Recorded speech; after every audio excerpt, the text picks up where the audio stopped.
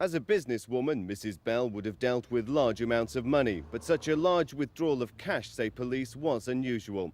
3 days after the withdrawal, Mrs. Bell was found stabbed to death in her Jaguar car outside a leisure centre in Greenford, West London. The money has never been traced. All we can say is that the money was drawn. We haven't been able to trace it. We don't know for certain that she had it with her on the morning of her death, although clearly that is a possibility.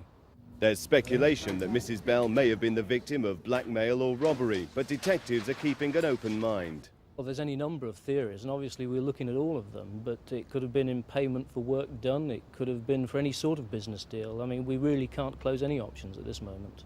Police are stressing that the cash withdrawal may not be connected with Mrs. Bell's murder at all. It is, they say, only one of a number of clues they're looking at. But clearly, until the cash is traced, it will continue to be a very important lead.